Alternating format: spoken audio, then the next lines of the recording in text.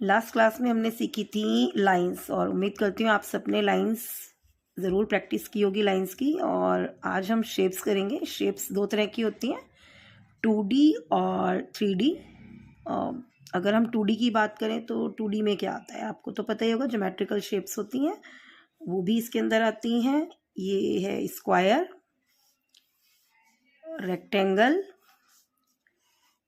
Triangle, circle, Oval, और आप pentagon, hexagon सब बना सकते हो। और डिपेंड करता है कि आप ड्राइंग में कौन सी शेप का यूज़ कर रहे हो। और लाइंस और शेप्स के बिना तो ड्राइंग हो ही नहीं सकती है। तो हमें ज़रूरी है कि हम अलग अलग जो शेप्स है हमारी वो ज़रूर हम प्रैक्टिस करें। और हमारा एक जो 3D में अगर मैं बात करूं तो 3D में हमारी जो डाइस आ जाती है, डाइस आपको पता होगा, ये क्यूबिकल होती है डाइस। ये देखिए डाइस, डाइस की शेप आ जाती है।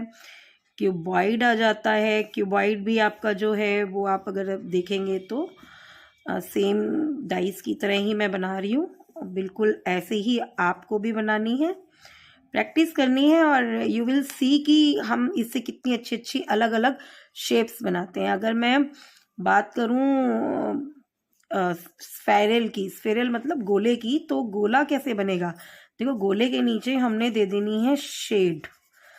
अगर जैसे ही हम शेड देते हैं, देखिए ये 3D, एक ये 3D वाला लुक दे देता है। यहाँ पर शेड देते ही इसमें 3D इफेक्ट आ गया है।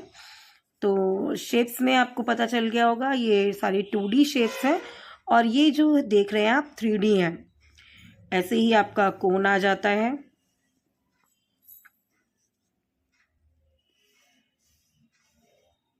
कोन में आप देखेंगे कि आपका ये पार्ट जो है नीचे का सर्कुलर होता है। और सिलेंडर आ जाता है।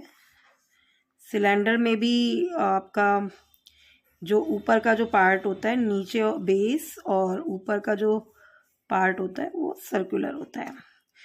तो ये बहुत सारी शेप्स हैं और आपको इन सभी शेप्स की प्रैक्टिस करनी है। और नेक्स्ट क्लास में मैं आपको बताऊंगी शेडिंग। ठीक है, तो आज आपकी सेकंड क्लास थी जिसके अंदर हमने सीखी है शेप्स, और आप सबको ये शेप्स ज़रूर बनानी है। Let's meet you in the next class.